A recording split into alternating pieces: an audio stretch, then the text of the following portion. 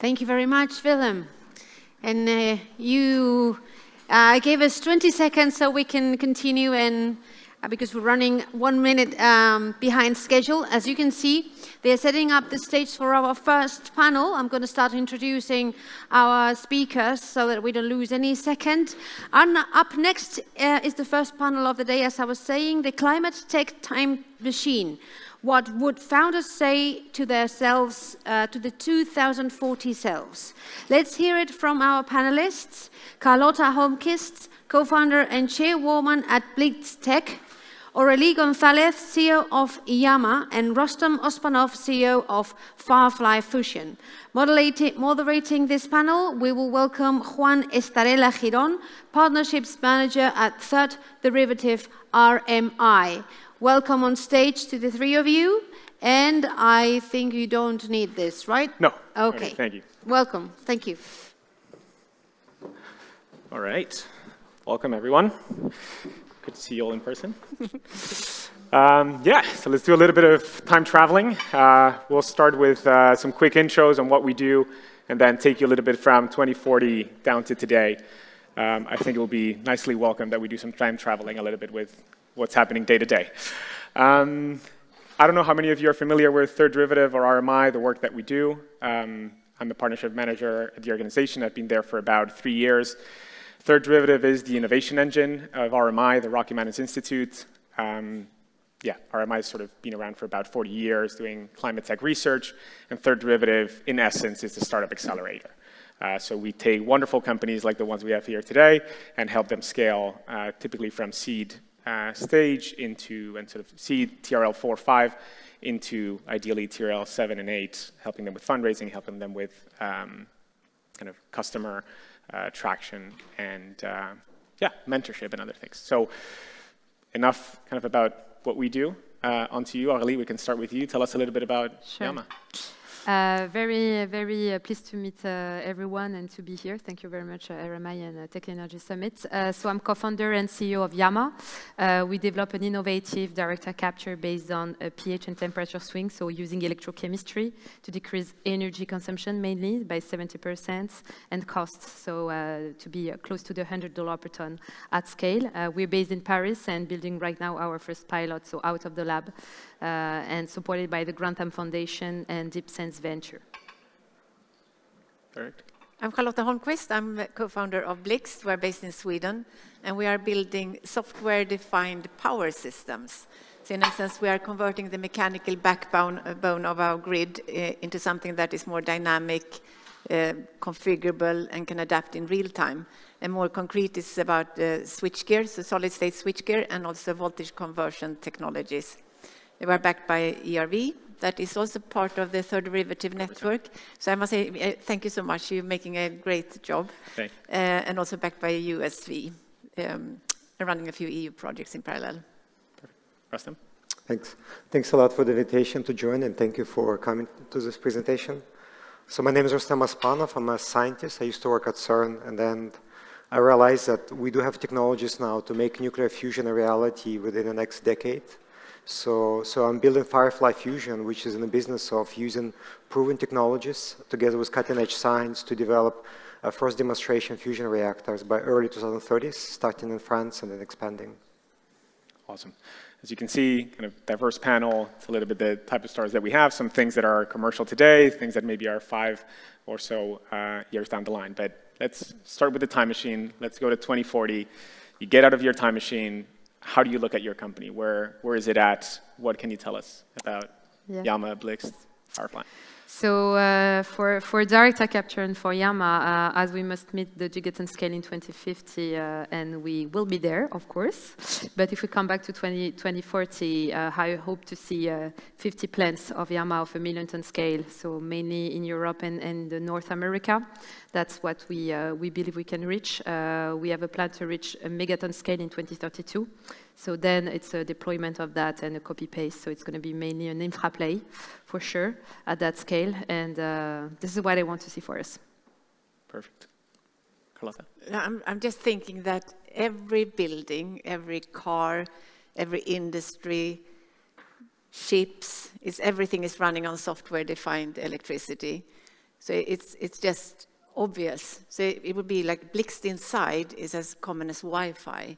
And you rent your Airbnb, and you see the obvious information. It's where the nearest supermarket. You have the Wi-Fi code, and then if you need to reset and reboot your electricity system, here's the code. So it's a new concept of how to relate to energy and electricity. So I think, and maybe, you know, those floppy disks we use for icons for saving that makes no sense for the kids today. We will keep the fuse, but more as a nostalgic symbol that no one really knows how to use any longer. So that's what I hope. And of course, we will make our investors so happy. There you go. So they just open the door and it starts pouring out money everywhere, from the toilet, from the bathrooms, everywhere. But I think it's actually, because it goes hand in hand. I think if you want to create a big impact, it must be with profitability. I think so. So it cannot only be for the good cause, but the more successful we are, and if it's software defined everywhere, we will also make the investors very happy. Wonderful. Love the ambition. Rustem. So for us, I think 50 power plants, I really like it. So with the fusion, I would love to see our first commercial fusion power plant producing electricity on the grid. So by that time, we'll have several pilot plants, but it would be really great to this constant question, when fusion arrives, to be answered by 2040. So you have a small facility sitting somewhere outside the city, supplying electricity for a city like where we are now, Bilbao, like a mid-size. So I think that's possible, and that's what we and industry together working to realize. Perfect. Yeah, it's interesting because 2040 looks so far away, but in reality, it's really only 15 years. It's not. If we look 15 years back, I don't know how many of you are Spanish in the audience, but that's when we won the World Cup, and that feels like a very vivid moment still to this day. So it's not that far, but I love the ambition. All right, now you're undergoing your entrepreneurial journeys right now. You're still in 2040, and you look back. What would you have told your current self that you have to stop wasting time on? Well, I Go decided to start, sorry. No. Because okay. I'm impatient, so I was like, stop being impatient. I think that's the best advice for me. That's one, exactly. I think we kind of very challenged by people when they think about the future. So they think about, is that going to be enough renewables?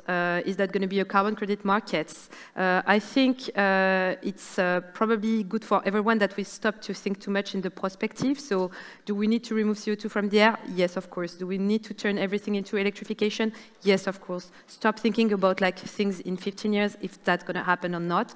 Just do it. So I would stop to worry about everyone, and even my brain, thinking about, are we going to have enough electricity? Just make it happen. And I think sometimes people come to you, and I don't think we should be doing that because we won't have enough electricity to power that, but there is no choice. Someone has to remove CO2, someone has to pay, and we all need to pay for that. So I would stop to be disturbed by that, because it's a distraction. It's a distraction of doing things to get there.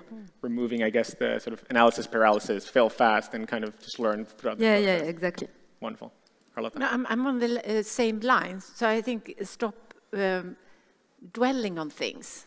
Because sometimes it's too much back and forth, and I think quicker just do it. Because disruption is not an easy journey. Not everyone will be happy. We will create quite a few enemies, I think, if the more successful we are. So stop dwelling about things and to keep everyone happy, and just do what you believe in without reflecting on anything else.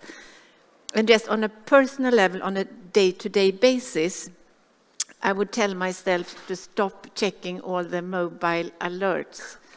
Because even the kids are, Mom, you have to stop. You don't hear what I'm saying because it's bling, bling, bling in the middle of anything. You just have to, it's nonsense. So most of it. Some are important messages, but the majority is just updates on emails being sent.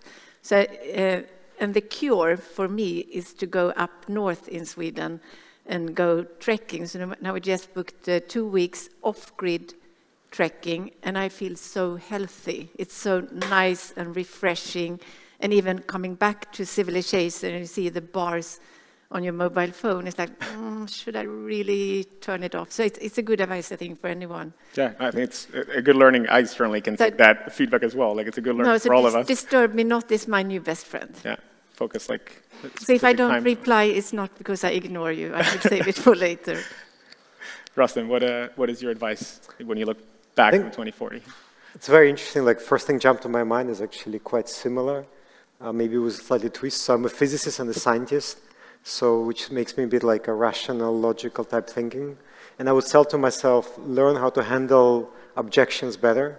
Because I think like when you hear a lot of objections, and with nuclear fusion, I find people could be opinionated because it's sort of, you hear something about it, and typically what you hear is that it's never going to happen, it's delayed, so there's a bit of negative connotation with some people. And when it comes across, it kind of like brings the worst scientific part of me. I just want to start arguing, but you don't know this, about this, and this. So I think handling objections better and taking in the learnings as quickly as possible. So what is it an objection that really meaningful, what I can learn, but then quickly moving on to something else and kind of leaving it like what you're talking about, switching away to the next steps, which I find quite similar. And it's sort of, this is balance between the learning and moving on. Yeah. Yeah, it's one of the probably pieces of advice that we give to a lot of startups. It's better to get a quick no, ideally a quick yes, but a quick no than an eternal maybe, and keep it in limbo. That I feel like takes a lot of time. Alrighty, let's move into more like the systems thinking of where you are at that point. Kind of what there is the innovation. You're already working on that, but there's a system behind it that has to happen in order for you to realize this dream in 2040. What are some systemic circumstances that you're seeing now? And let's avoid tariffs as a general concept if we can, that might emerge. Like, what are structural issues, systems thinking issues that you're struggling with now that you hope are no longer a reality in 2040? And Rustem, I'm happy to start with you or anyone who wants to. No, I want to let you the floor. Kick it off. I think it's maybe related again to this, I would say it's overcoming the resistance. I mean, just this morning I pitched to a startup program, right? And there's a lot of sort of this skepticism. Okay, the fusion has all these issues. How are you going to resolve this? And I find sometimes it's a bit like a self-fulfilling prophecy, because we have certain resistance to certain things. That's why they never happen, because we're actually saying this is not possible. That becomes a reality. So of course, if every startup program said no to us, then we would not be able to advance our solution. I mean, thank you to Third Derivative actually saying, okay, fusion may be ready now to be part of our program, so we really appreciate it. So I think the converting the minds not necessarily means that you need to invest in us, you need to, but at least give us a chance, because people come often with preconceived notions. And I think in that sort of vision, what you say in 2040, when we say, okay, here's actually working fusion power plant, so how we can go about now commercializing, scaling, doing other things. And I think that will help us a lot once we have this more concrete proofs, which I think are there scientifically, but they haven't yet been realized in, say, in convincing settings. Mm-hmm. Charlotta, and we are targeting a network that was built over 100 years ago. So think of when we started using the first cars. Around that era, we started building the grid. And regulators, they still think that switchgear needs to be mechanic. And the standards think that switchgear needs to be mechanics, which means that we have to relate to standards that have a physical distance between different mechanical components, which makes no sense. Today, things are electronic, so in the previous prototypes, we had to add those dumb mechanical components just to fulfill the standards, but they don't serve any purpose whatsoever in the function of our product. Luckily, we managed now to get our CTO into the working committee for the upcoming standards, but we have been waiting for years for the law to catch up with physics. So, and also we need to push that from a startup side in parallel to doing all other heavy lifting. And again, talking about our CTO, he comes from the software industry, big data-driven systems. And he's quite frustrated because at the same time we built those mechanical components, we started building the software, which are somewhere in the disco era period. So he had to relate to those kind of communication protocols when we have internet and we have more modern open source, open networks. So those are some fun stuff we have to deal with when trying to disrupt this grid infrastructure. But you're on it. You're on the path. Like it is. Yeah, we are on the path. Slowly but sure progress. That's all. I think it would be mind-blowing when we are there and people say, well, why didn't we do this sooner? Yeah, wonderful. Aurelie. Yes, for DAC, because obviously I come back to DAC and not to very high-level things, but we have obviously technical things to solve to get to a certain price and a certain energy, because anyway we don't have an infinite planet, so we need to be constrained in terms of size of power need to power our system. So that's one thing that we solve, and we know we will solve it, technically speaking. But if I look more to the market, negative emissions are what we call scope 3, or are not scope 1, okay? And everyone, so 80% of the emissions are scope 3, but this is the scope 1 of someone else, so the steel producer, the cement producer, and everyone is pushing back on the industrials to solve their problem, to decarbonize. I've been working 10 years in the decarbonization. I'm an engineer and chemical engineer and worked for cement, aluminum, sugar, paper, and so on. We can decarbonize, it's just extremely slow. So if you wait for those guys to make that happen, it's not that they don't want, but there is a lot of lobbying and it's extremely economical constraint. You will do nothing for negative emission looking at that. So what I want to see is to have those negative emission as important as the scope 1 emission. And right now, the Science Based Targets initiative is rewriting some, and also getting the feedback from negative emissions technology, some rules, and they have hard time to put some targets for negative emissions for industry. So it's always come back to the cement, the aluminum, the direct emitters. And if we continue to do that, we will postpone a lot the investment into those technologies that requires 10 years of development. I'm not going to lie. I mean, DAC startup takes 10 years to deploy and to be at scale and at cost, right? So that would be silly to say that in 5 years we will get there. So it's today that we need to have the scope 3 emission integrated into those targets, and that's not the problem of our future Earth or just the future humanity. So it's now. Perfect. So I'm hearing updated standards, updated targets, change of perception and kind of acceptance of the risk and opportunities in a lot of these solutions. Wonderful.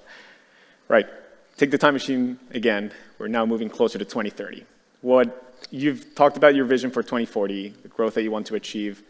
How does it look 10 years earlier, 5 years from now? Where do your companies need to be? What are certain growth targets that you're setting for yourselves in order to achieve that 2040 goal? Who wants to take it first? Sure. No, first of all, to enable programmable power, we need to have the hardware deployed. So in 2030, we are looking at millions of devices. I mean, this is a huge market. Switches, voltage conversion technology is used everywhere, and we need to start replacing those quite quickly with the more modern devices. So millions of units deployed across various application areas, because we do not only want to prove it in one field. At the moment, we are working with industrial manufacturing, so they are using it for fast troubleshooting, protection to reduce downtime.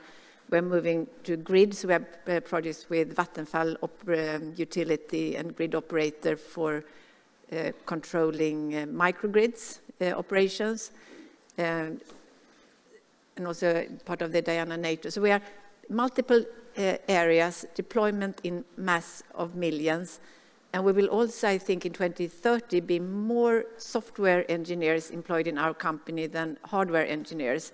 We started out with more building the hardware, but the premium software applications is the really, really interesting. So when you can start deploying all those like app store of energy management, but more on an industrial scale. So I would love to come into that office. Love it, love it. Call for investors. It's a hardware play with some software in it. It's de-risked. It's wonderful. Great. Rustem, on to you. So maybe I'll do quick shout-outs. I think that Emily from Powerhouse at this conference, and she interviews a lot of startup founders across the climate tech. And what I find a lot of them talking really is the teams. And so for me, I feel one of the things about nuclear fusion is that it's also the way we're doing it. So I've been in academic setting, I work at CERN and other organizations for a long time. And I always feeling like maybe the academic setting, research type organization not suited to move fusion because of just some complexity and the need to connect many different pieces. So what I would really see by 2030 is a novel organization that functions, kind of brings the best of academic world where you do everything to high standards, where you very original and kind of self-directed in your actions.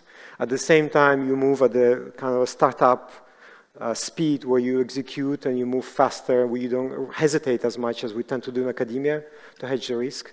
So I think that type of organization, plus surrounded by the partners, that could be, that would be for sure be some of the major research partners, the universities with which we're discussing now partnerships. It could be industrial partners, as well as financial partners eventually have to play a huge role for realizing nuclear fusion.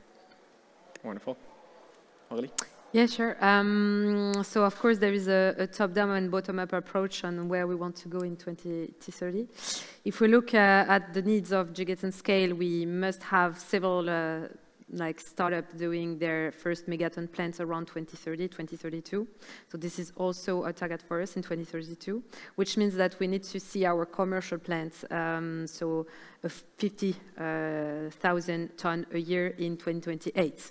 So that would be something that we want to see achieved. We want to see that in Europe, if that's possible. So hopefully with the ETS scheme integrating carbon removal, that would be amazing. But there are also other places in the world where direct air capture is deployed, such as North of America, Canada, and United States as well. But for us, I really want to see that and to be ready to build that megaton plant, because we need to go big to decrease cost per ton. That's a very cheap commodity, CO2. Even if it's not $100, it's still going to be around $200 or $300 per ton. So we really need to go big to decrease the costs, and that's something that we need to foresee in 2030 to really print all the feed for the megaton plant in 2032. Perfect. Yeah. Note taken for all of you. We'll do our best to help you in that direction as well. You're doing a really good job. We'll try our best. Yes. We'll try our best. But thinking more of where are you now? We've talked about the 2040 targets. We talked about 2030. You've started hinting at some of these. What are some partnerships, some investment opportunities, some relationships that you've established today that you want to call out? You want to explain a little bit how that is helping you, how you might look for those additional relationships? Anything you can share, names, things, it's always very welcome. So, Aurelie, I can start with you this time again. So DAC is extremely independent from anything. I mean, you don't need to be on flue gas, or you just can be somewhere because your feed, it's air, so it's a free. This is the good thing about DAC. But we have something before and after us, so we need renewables energy or clean energy. You can think about nuclear, as we're deploying in France. It's very, of course, something that we are looking at, nuclear and maybe fusion one day, of course. And a usage or a sequestration. So what we need to do, is not that much into the new renewables deployment, because this is happening already, but more to make sure that we are at the right spot at where we have wells to sequester CO2, where we have cement, concrete cement to recycle and to sequester CO2, and those partnerships are very important. So you know that Equinor typically is deploying a well in the North Sea, so there is something, but there are also other partners that are deploying onshore wells, where you can have a DAC just located there, and being able to capture and directly sequester CO2 without any transportation or liquefaction. And that's the base case scenario for us. And as a first step, we can think about all the cement players that are mineralizing their concrete into a platform of recycling, where they can then lower the content of cement that they put into that concrete at the end, so they can really reduce their CO2 content, and we can sequester our CO2. So those types of partners we are, of course, looking at. Plus, of course, investors, but that's another story. We'll get there in a second. Charlotta. I mean, for us, it's really ecosystem. We are depending on anything from sourcing the battery cells. We are power electronics, and there we have a good associate partnership with Infineon that gives us access to the latest technology. We go to the installers, we need the early customers, we need the funding throughout the journey. For us now, in short, not to wait on all those partnerships to fall in place before we can move. We are doing pretty much everything from sourcing to building, or we are outsourcing that to Samina, and going physically, our team going to the facilities out in the microgrid, installing it. But to get in scale, we need, I think primarily now what we're looking for is future-minded, risk-taking first adopters. So I'm quite proud actually that Vattenfall took that step, because for me, utilities are very conservative, Stone Age thinking, but they took the bold move to install our equipment in their grid, which is now the most modern microgrid in Europe. But we need more of those in different fields. I had interesting conversation this morning with a potential partner on the battery side. Definitely we are teaming up with, if we're going fully global, it will also, I think I'm too impatient to set up sales and distribution offices everywhere on the planet. So we are also teaming up with those that we think can serve a large market. So we have a partnership with Havels, who are India's largest OEM. Think of Schneider Electric back Indian version. And they are now pushing our products out on the biggest fairs in India, one of the fastest growing energy markets in the world. So we have a lot of work to do. Panel builders, another one. We went to visit one of the most modern panel builders in Sweden, but they are still dealing with all those wirings. We need to convert their mindset into power electronics. Yeah, so we have quite a few partnerships. Some are falling into place, but there's more to do. Perfect. Hopefully people in the audience that are ready to engage on those conversations. Yeah, also, I mean, if that's a partnership, but access to talent. Okay. We are a team of 20 people with 12 nationalities, so we are just sourcing the best talents from across the globe. Perfect. I think similar what you were saying, right? This, they're a big organization, but there are people inside who believe you, who help us. So similar for us, so the French Atomic and Alternative Energy Commission, or CEA. So it's a large organization, 21,000 people, one of the largest research organizations in the world. And they took a very bold move to support a startup like ours, because they believe in our visions. What we want to bring, we want a commercial speed to fusion, to advance it from a lab, what they do into the commercial, to the deployment in the real world. So the fact that they supporting us, they provide infrastructure, they're also inviting us to their site, and it's one of the largest nuclear sites in Europe, which in the nuclear industry is really important because it's covered by regulation, infrastructure, and so on. So we are really thankful and looking forward to that partnership going forward. It's going to be key. Talk other research partners as well, because we're trying to take that knowledge out of the academia, out of the labs, into the world, as I said.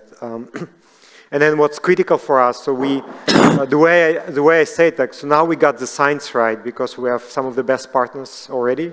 And what we need to do now to get the business right. And to get the business right, you really need commercial partners in the mix. And we're really looking for investors who understand our story, who are informed and who say, okay, understand the strategy, why it's structured the way it does. And who are willing to support journeys. So if I do a shout out, I know Rajesh from Khosla Ventures. This is this conference. It will be somebody like him or Rachel from DCVC or Deep Tech Fund who informed about fusion in the field and wants to realize this vision together with us, with our partners, would be, I think, most helpful at this stage. Wonderful. Perfect. I know we have only a couple of minutes, so I'll ask you all to do a final closing a little bit on if people, we have a booth, number 1, it's right next to the main stage. So you'll see all of them there throughout the week. Is there one final call out that you want to do or you're looking for, who should come talk to you? Yeah, sure. I mean, reach out if you're interested in investing in direct air capture, CO2 production for ESAF or carbon removal, carbon credit production, of course. And if you are sequestrating CO2, of course, but I don't think there are a lot of them today. but also installer of renewables or nuclear power plants someone from Iceland came to me and they are deploying renewables there, so they're interested to have a consumer there. So very much interest to discuss. Wonderful. And we are looking for more pilot partners that are willing to try out the latest technology. So think of industrial manufacturing, data centers, solar grid projects, EV charging infrastructure, those kind of more heavy energy consumers, critical infrastructure in general, telco base stations that need remote monitoring, control, better protection, more resilient grid infrastructure. It's very unusual to not say we're investment. Oh, that's a great position to be in. It will come, definitely. We need more money going forward, but at the moment we are focusing on the operations. Prioritizing, all for it. Rustem. And for us, we're a younger company, so we are looking to raise our first pre-seed round. So if you or some of your colleagues in the investment world are investing in deep tech and have interest in nuclear fusion, I would love to talk at this conference. You can reach me via the app or send me an email via the website. So. Wonderful. So thank you all for coming on this journey with us. We have 268 companies just like these that are part of our cohorts from industry, electricity, transport, negative emissions as well. So yeah, do come talk to us, and always happy to chat. Thank you, everyone. Thank you. Thank you. Thank you, everyone. Thank you, Third Derivative. Thank you. Thank you. Yeah, sure. Thank you.